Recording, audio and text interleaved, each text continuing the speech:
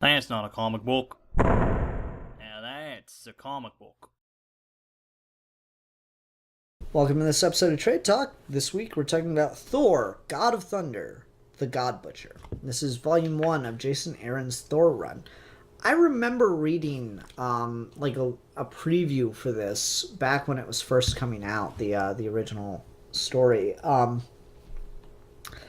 And it's a really interesting premise on principle alone. Like, Thor is a god. The Asgardians are gods on some conceivable level. Like, the MCU treats them like just super advanced aliens, but there's clearly like a sense of regal royalty divinity to them in the comics. There's something more than just super powerful aliens. This is actually dealing with the idea of myth and deithood, godhood. That's a better word. As it relates to Thor, and so we have this opening about some frost giants that were killing town folks' goats, and Thor came in and stopped it, and now he's celebrating with the town folk and has probably eaten more goats than the frost giant killed and bedded all their women and stuff. This is like the 800 AD era, and they find the head of a dead god that was a god of one of the Indian tribes, and they're not sure what to make of it. And yeah, it's an interesting, ominous, foreboding beginning. Then we cut to the present day, because this story is told in three distinct timelines, it's very Nolan-esque. So we got the past, the present day, and the future. Far future, far past, present day. So in the present, Thor is summoned to a world that is very lifeless. And like this little girl, is just praying for water. And she decides to pray to Thor. And Thor shows up. And brings rain and all this stuff to this planet. And then he asks one of the elders, so why didn't she pray to one of your gods? And he's like, we don't have gods. And he's just perplexed as hell by this. So he goes searching, and he finds an Olympus-esque land in their heavens.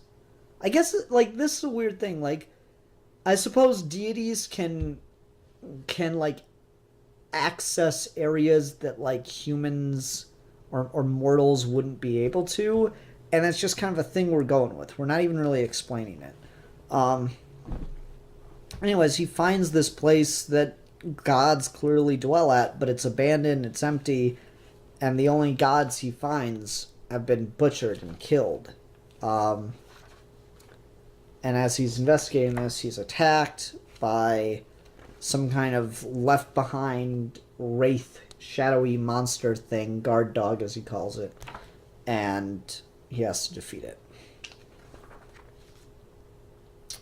Then we cut to the far future, where we have an old man Thor with the arm of, what do they call that? Is it the... Shit, what's the name of that armor in Thor? The Devastator? Maybe people in my live comments can help me out here. The armor, it's in the first Thor movie that he fights. It's there all the time, but he's got an arm. He's got his own little personal arm from that. That's cool. And he is fighting a horde of these shadow demons. So the next couple issues just evolve as, like, Thor in the past deals with, just kind of running around and with Vikings, and this is his first encounter with this beast that is called the God Killer. He goes to fight more gods, and all he finds are bloodied corpses and this creepy guy hanging out in the heavens that clearly killed the other deities he went to go do battle with. And he fights him just in the skies above what would one day be called Russia. And he loses quite badly.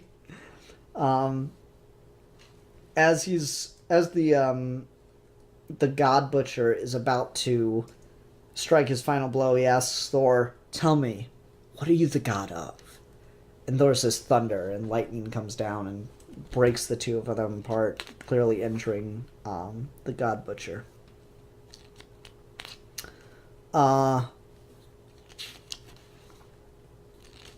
Then we get an issue in the present where Thor is dealing with trying to find the God Butcher. So he goes to like this library, the Citadel as they call it, where they keep all this information on deities across the Marvel cosmos. Kuma Ranger in the live comments tonight says the armor is called the Destroyer. Thank you. I could not remember that for the life of me.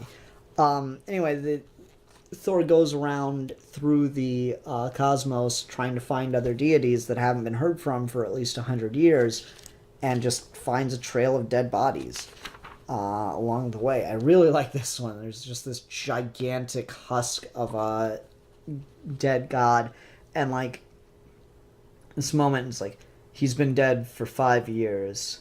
Say his mourners, the worshippers who come every day to kneel in his offal and pray for resurrection. Yet nothing stirs within this giant rotting husk.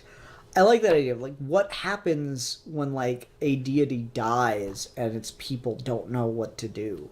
It's really interesting.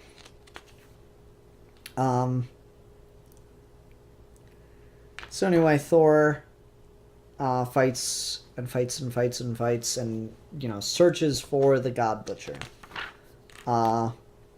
Then we come back to the far past as Thor recovers from his wounds and ventures forward to go find the God Butcher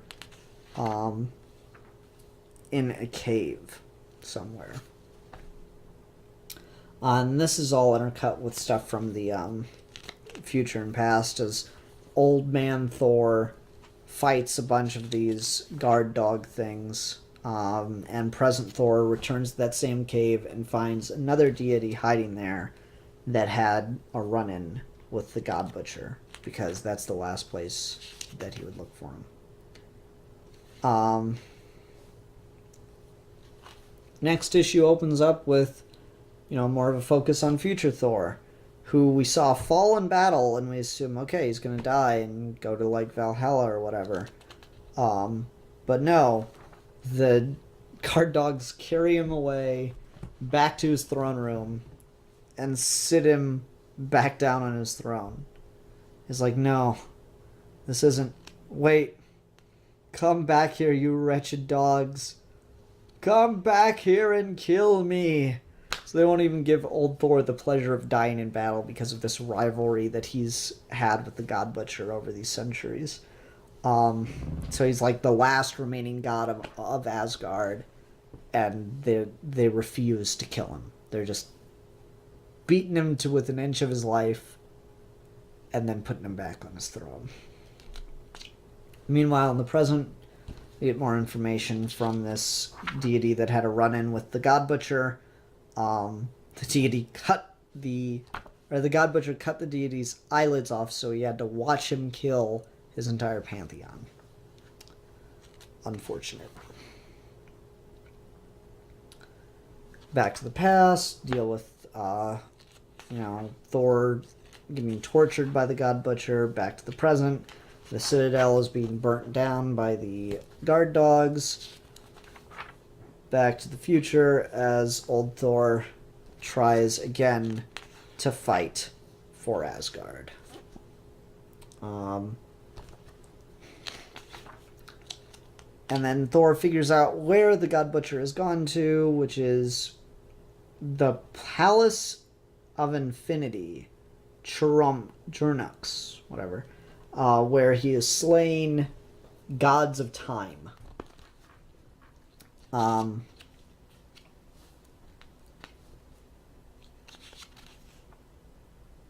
Oh, the guard dogs are called berserkers. That's cool. So they slay all of the gods of time but one, and drain their blood into a pool, which a single drop would allow them to travel through time. And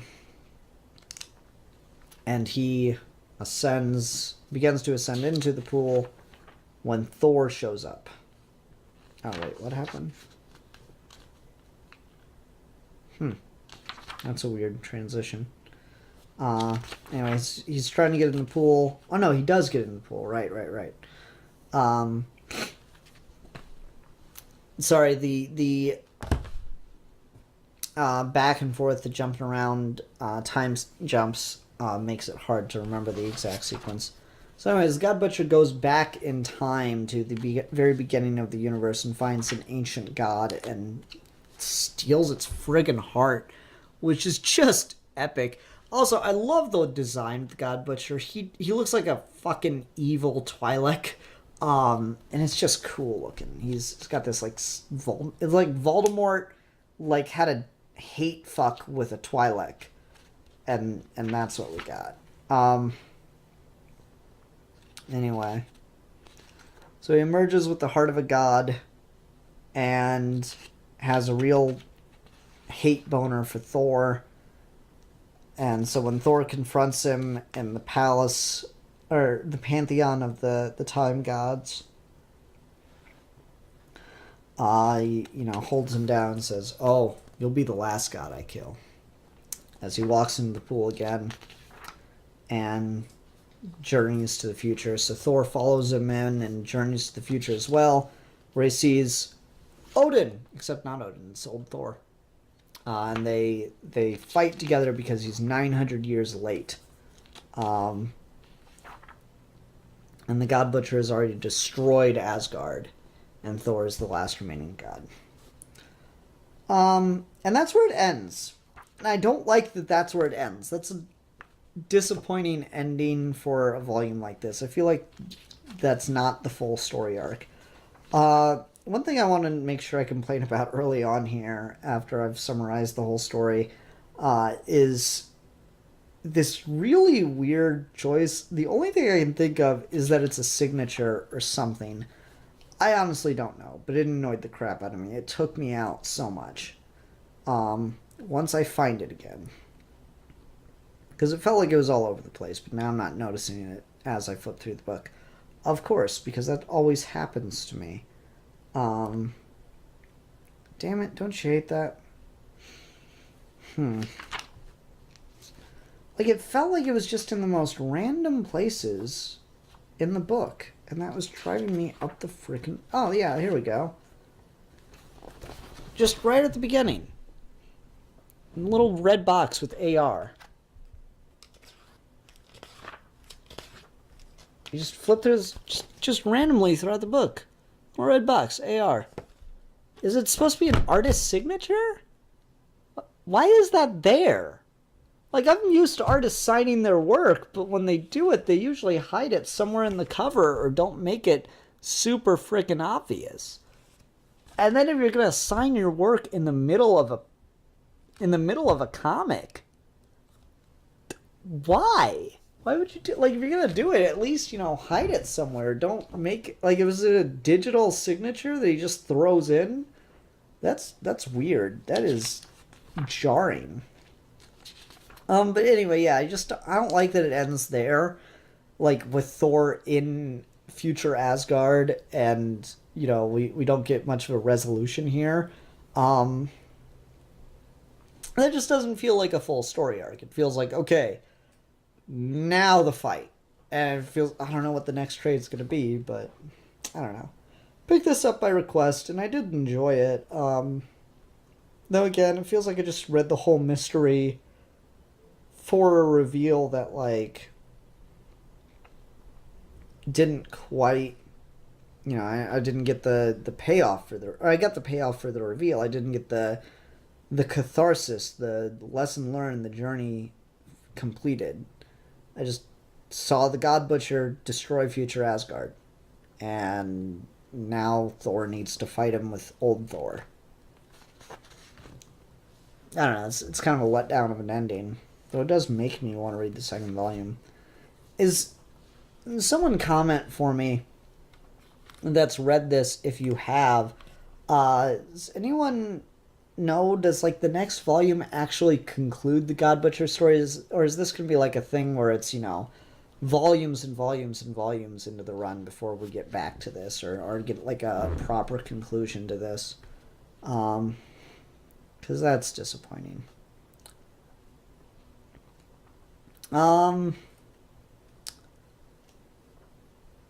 I like the way Thor's characterized here. We definitely do get three separate Thors because we get a very young Thor. We get who's like very brash, very foolhardy in battle, and kind of obsessed with his own legend, his own interests. He doesn't really care about anyone else. Then we get modern Thor, present day Thor, who's like a cool guy who's just trying to do his best to help people. He is a proper hero now, and I like that we distinguish between the two of them because past Thor doesn't have Mjolnir. He's wielding a battle axe. He doesn't have the power of Mjolnir yet. We get a sequence in which he's shown that he is not able to lift Mjolnir. I really like that. That's a cool moment, and he just like as he tries, he looks at it and goes, "One day," and that's a really neat little moment to get in there. Is it this issue where we get that look? Yeah. I really like this scene as young Thor tries to lift Mjolnir and he's unable to. And then present day Thor is like actually evolved from that. He feels like a real hero, and that's just a really cool thing to do. And then future Thor is the character we get the least of, but he's just like clearly, still just trying to fight the good fight, and he's become obsessed in this battle with the God Butcher, even though he's clearly lost and has become a plaything for it. And I really, really like that. That's really interesting. Again, the character design on the God Butcher is really, really cool. Like, this is probably one of the better looks we get out of him. And it's just like with the head tentacle things, look at the gnarly claw-like feet. He just looks monstrous. I love it. And his whole thing is he just hates the gods. All gods. He just wants to kill all immortal, all gods across the universe, and that's really, really cool. I like that a lot. It's super neat. Yeah. Nice stuff, man. Art-wise, get some really neat visuals that are just like really imaginative. Like, no two locations for these various deities look the same, which I really appreciate from the artist, digital signatures or not, or whatever the fuck that's supposed to be. Like, you got the Citadel, which is this big central location of like this, library of the gods kind of thing. And then earlier in like that first issue, you get the visual of this abandoned pantheon of this random planet's gods, and that looks just very different. It's really well designed to be just varied and cool looking. Then you get Churrux, the place of infinity, and that looks very different. It's isolated, more minimalist, not as like tall and sweeping and everything. I like that. That's just good design work. A lot of violence in this book too. This big full page spread of Thor looks really cool, though I still feel like that's timed wrong. Because we see old Thor fighting off the hordes, and then we get the page turn, and young Thor or present day Thor is there, and like Thor hasn't entered the pit yet over here. This is as the God Butcher enters the pit, and then he actually does that twice though, which is, I don't know, it's just weird to do that. Like, it's a tease for the next issue, but that doesn't happen until the end of the next issue. So, I don't know. I think that's weird.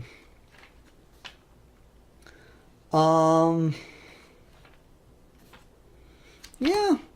I don't have a ton to say about it. I mean, it's a fun story. I'm glad I read it. It's definitely an interesting take, an interesting approach to do with Thor. And I like that we're actually embracing the fact that he is a deity. We're not trying to do, oh, he's an alien like the Marvel Cinematic Universe. I just my problem with doing Thor like that is like, oh, it's not magic, it's science fiction. Well, when you don't clearly pick one, it's like it's not magic, it's not fantasy, it's science, but it's not science. It's still like this fantastical science. And no, what you did was write bad science fiction and bad fantasy. So I don't care for the Thor movies that much, if you couldn't tell. So I don't know. I like this approach. What I like about it is a story that, you know, requires him to actually be magical, to actually be a deity, and I really really enjoy that about it. All right, that'll do it for this episode of Trade Talk. Everyone, thank you very much for watching. Bye. That's not a comic book. Now that's a comic book.